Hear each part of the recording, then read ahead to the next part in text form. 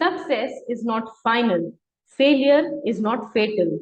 It is the courage to continue that counts. Good morning, everyone. I am Tanya Agrawal from MPPSC Masters, and over here I welcome all of you for paper analysis part 3 of MPPSC Prelims Examination 2021. जी हाँ, आपने सही सुना। Success कभी final नहीं होती और failure कभी फेटल नहीं होता। आपका करेज ही होता है जो आपको कंटिन्यूसली बोलता है कि आप लगे रहिए। इसका आज बेस्ट एग्जाम्पल हमें दिखाया या डिस्प्ले किया न्यू और हमारे स्टूडेंट्स ने अपने भर्ती सत्याग्रह के थ्रू। इस सत्याग्रह ने पूरे ही एमपी को हिला दिया और इसका रिजल्ट ये है कि हमारे एमपीपीएससी के जो रिजल्ट्स हैं 2019 ऑनवर्ड्स वो सब बहुत ही जल्द डिक्लेयर होने वाले हैं। तो यहाँ पे एक ही चीज सामने निकल के आई, वो थी हमारे स्टूडेंट्स की क्वालिटी जो थी करेज। इस करेज के कारण ही हमें बहुत जल्द रिजल्ट्स देखने को मिलेंगे। अब रिजल्ट्स आने वाले हैं तो मैं आप सबसे बोलूंगी कि आप अपनी प्रिपरेशन को ऑन रखें और साथ में पूरे हसल मोड में रहें until and unless you achieve your goal और you achieve success। इसी के साथ हम शुरू करते हैं, कंटिन्यू करते हैं अपनी सीरीज। तो आज का हमारा पहला क्वेश्चन है, अटल प्रगति पथ इज रिलेटेड टू। अटल प्रगति पथ, इस अटल प्रगति पथ के बारे में मैंने यहाँ पे आपके लिए डिटेल रखी है।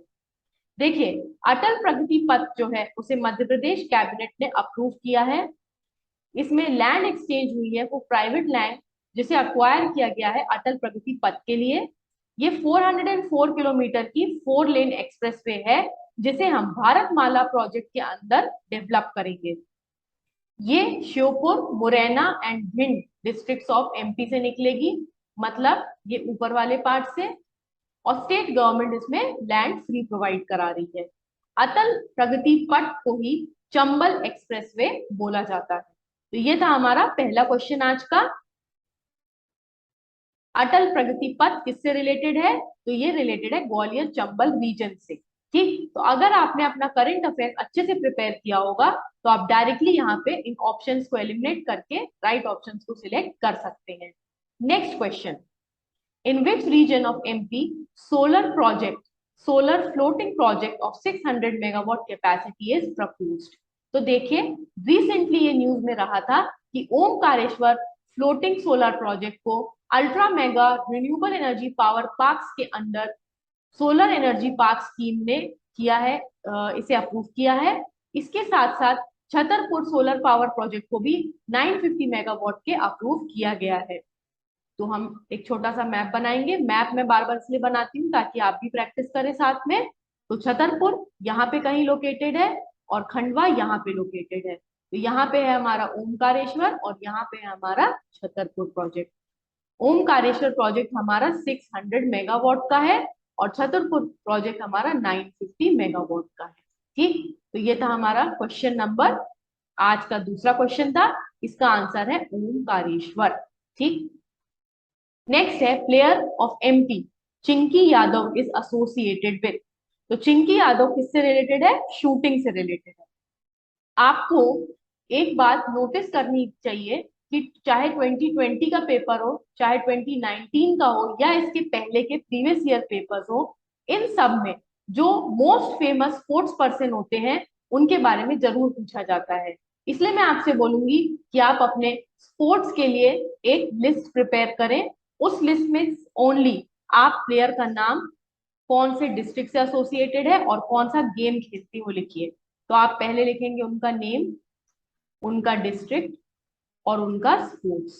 ये 3 चीजें आपको याद रखनी है। इसके साथ साथ अगर उनका कोई नेशनल या इंटरनेशनल अचीवमेंट है एक्सक्यूज मी रिसेंटली, उसे भी आपको याद रखना है। नेक्स्ट क्वेश्चन देखिए, फिर अगेन स्पोर्ट्स से है, विवेक सागर किससे एसोसिएटेड है? अगर आप डेली न्यूज़पेपर रीडिंग करते रहेंगे तो आपको ये सारे क्वेश्चन सॉल्व करने में कोई प्रॉब्लम नहीं जाएगी, क्योंकि ये हमारे लोकल न्यूज़पेपर्स में बार बार न्यूज में आता है। तो जो विवेक सागर जी है वो नर्मदापुरम डिस्ट्रिक्ट से हैं और ये हॉकी प्लेयर है। इन्होंने ब्रॉन्ज जीता था 2020 ओलंपिक गेम्स में। ठीक है, नेक्स्ट क्वेश्चन पे मूव करते हैं। Katalin Novak became the first female president of which country? ये भी करंट अफेयर से आया था, हंगरी से। तो अगर आप यहाँ ट्रेंड देखिए, आप ट्रेंड एनालिसिस करें, ट्रेंड एनालिसिस, तो उसमें आपको देखने को मिलेगा कि फीमेल पीएम, फीमेल प्रेसिडेंट जो भी न्यूज में रहती हैं, क्योंकि रिसेंटली वहां चेंज होता है, वो पूछे जाती है। जैसे इस बार पूछा गया ये, आप आगे भी 2020 के पेपर में देखेंगे कि प्रेसिडेंट या पीएम पूछे गए थे। ठीक है, तो देखिए आपको क्या क्या प्रिपेयर करना है।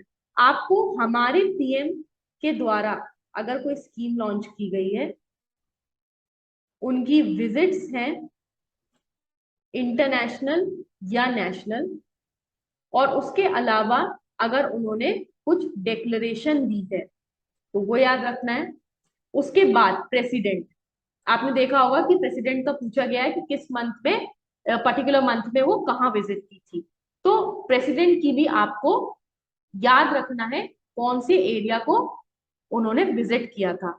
आप कोई भी एरिया, फॉर एग्जाम्पल अगर हम यहाँ ले लेते हैं कि उन्होंने यूएसए विजिट किया, तो यूएसए और इंडिया के बीच में अगर कोई इंपॉर्टेंट अग्रीमेंट्स हुए तो आपको वो याद रखना है। उसके अलावा यूएसए की फिजिकल ज्योग्राफी भी इंपॉर्टेंट हो जाती है, जैसे कि वहां की कोई इंपॉर्टेंट रिवर, वहां की कोई इंपॉर्टेंट माउंटेन रेंज एक्सेट्रा। ठीक है, नेक्स्ट क्वेश्चन देखते हैं। Which of the following district does not have Baiga development agency? अब ये क्वेश्चन को आप कैसे सॉल्व कर सकते हैं? आपको एक छोटा सा मैप बनाना था और उस मैप में इन चारों डिस्ट्रिक्ट्स को लोकेट करना था। तो हम मंडला देखते हैं, तो मंडला हमें मिलेगा यहाँ पे कहीं। फिर हम देखते हैं शहडोल, तो शहडोल हमें मिलेगा ऊपर यहाँ पे कहीं। उसके बाद नेक्स्ट है हमारा रायसेन, तो रायसेन तो हमारा यहाँ पे सेंट्रल में यहाँ कहीं मिलेगा। और लास्ट है हमारा क्या, Balaghat.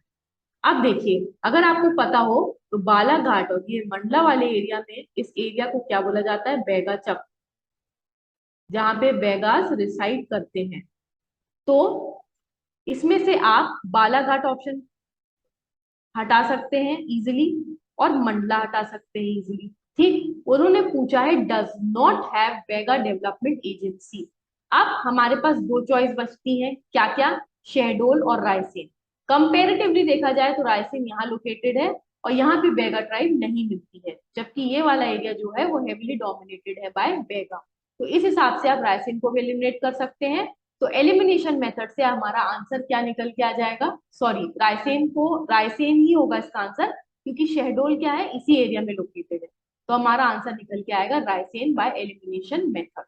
Next question, which of the following is not a famous painter of MP? अब यहाँ पे देखिए इन्होंने बोला है not a famous painter of MP. इस क्वेश्चन में कंफ्यूजन आ रहा था दो ऑप्शंस के बीच में, वो था सी और डी।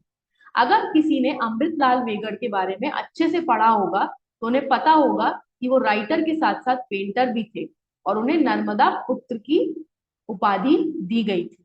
तो सबसे पहले हम नारायण श्रीधर बेंद्रे को हटाते हैं क्योंकि बहुत फेमस पेंटर थे। फिर हम चिंचालकर को भी हटा सकते हैं, इनके बारे में हमने पढ़ा हुआ है। और नाना साहेब फनसे के बारे में उतना हमने नहीं पढ़ा होगा, लेकिन अगर आपने आर्ट वाला पोर्शन पढ़ा होगा तो आपको पता होगा कि ये क्या थे, ये पखावज बजाते थे। ठीक है, तो पखावज सिंगर थे। तो इसका जो ऑप्शन है वो क्या हो जाएगा, सी। ठीक, ये देखिए नर्मदा पुत्र बोलते थे अमृतलाल बेगड़ जी को, एक एनवायरमेंटलिस्ट थे, गुजराती और हिंदी में ये अपनी कविताएं लिखते थे। तीरे तीरे नर्मदा, अमृतस्य नर्मदा, नर्मदा तुम कितनी सुंदर हो, और अमृतस्य नर्मदा, ये सब इनकी क्या थी, बुक्स थी। ठीक, और इन्होंने क्या की है, पेंटिंग भी की है, ये पेंटर भी थे। नेक्स्ट पेंटर्स देखते हैं हम। सैयद हैदर रजा नरसिंहपुर से, विष्णु चिंचालकर इंदौर से, लक्ष्मी शंकर राजपूत भी इंदौर से, D D Devlalikar Dhar, M F. Husain was born in Maharashtra but spent time in Indore, Devyani Krishna Indore and Narayan Shridhar Bendre Indore. तो देखा जाए तो हमारा जो मालवा वाला एरिया है ये किससे लगा हुआ था, महाराष्ट्र से, ये यहाँ से। तो ये वाला जो बेल्ट है ना, पहले तो ये प्लेट्यू एरिया है, इसलिए यहाँ पे आर्ट, आर्किटेक्चर, हर चीज का क्या होगा, डेवलपमेंट ज्यादा होगा, क्योंकि ये जो पूरा हमारा एरिया है ये बेसिकली क्या है, ट्राइबल बेल्ट है। ठीक, नेक्स्ट पे मूव करते हैं हम। Mandhata was the ancient name of which pilgrimage. तो अगर आपने एंशियंट नेम्स के बारे में नहीं भी पढ़ा होगा, लेकिन इन टॉपिक्स को इंडिपेंडेंटली रीड किया होगा, तो आपको पता होगा कि अमरकंटक तो बिल्कुल भी नहीं है, अमरकंटक को नहीं बोला जाता है मानधाता। महेश्वर भी, कामतगिरी भी नहीं है। ठीक है, तो बचा हमारे पास दो, ओमकारेश्वर, महेश्वर। तो इसका आंसर है ओमकारेश्वर। ये देखिए, इस तरीके से आपको रफ में, मैंने यहाँ पे मैप्स को इंक्लूड किया है ताकि आपको एक जनरल अंडरस्टैंडिंग मिले कि किस तरीके से हमें इस टॉपिक को अप्रोच करना है। तो आप एक रफ मैप बनाएंगे, उसमें आप कुछ पॉइंट्स को मार्क करेंगे और वहां बताएंगे कि कहाँ पे किसको क्या बोला जाता था। जैसे माहिष्मती किसका नाम था, माहेश्वर का। इंद्रपुर इंदौर का। भोजताल भोपाल का। भटा रीवा। उचेहरा कहाँ, सतना। और काकनाद बोर्ड सांची का। ठीक, तो इन सबको पढ़ने के लिए कोई भी आप स्टैंडर्ड बुक ले लीजिए। तथ्यबाण हो सकती है, मुकेश महेश्वरी की बुक हो सकती है, या निर्माण आईएएस हो सकती है।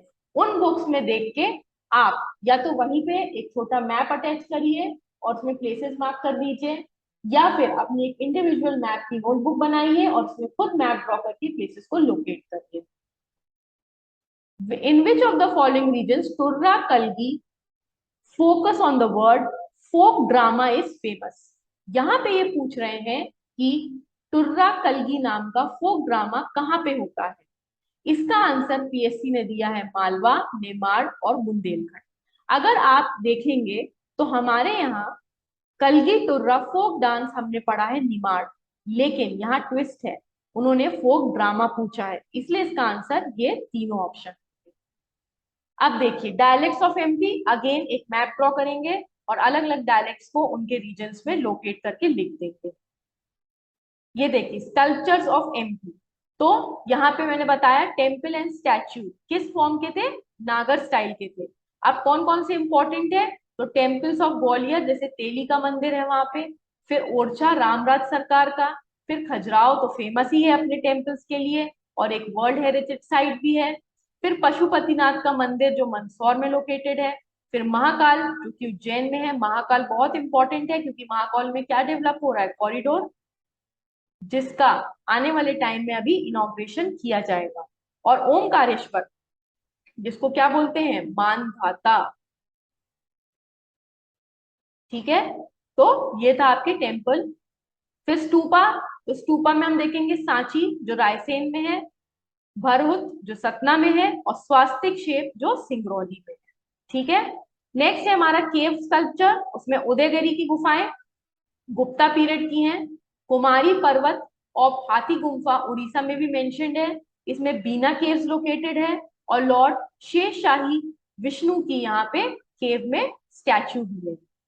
नेक्स्ट भीमबेटका केव, यूनेस्को वर्ल्ड हेरिटेज साइट 2013 में बनी, प्री हिस्टोरिक साइट है, ये प्री हिस्टोरिक साइट है इंडिया की और ये रायसेन में लोकेटेड है।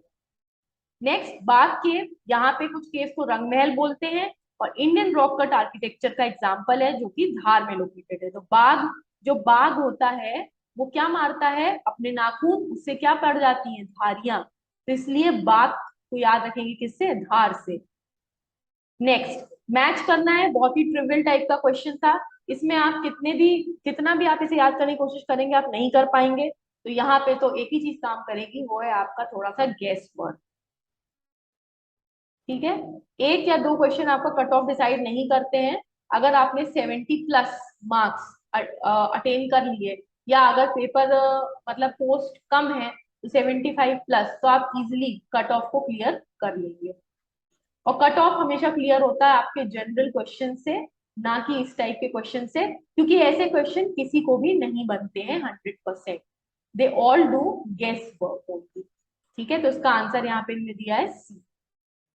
Next, in which of the following international airport is not located. इस क्वेश्चन को एमपीपीएससी ने डिलीट कर दिया है।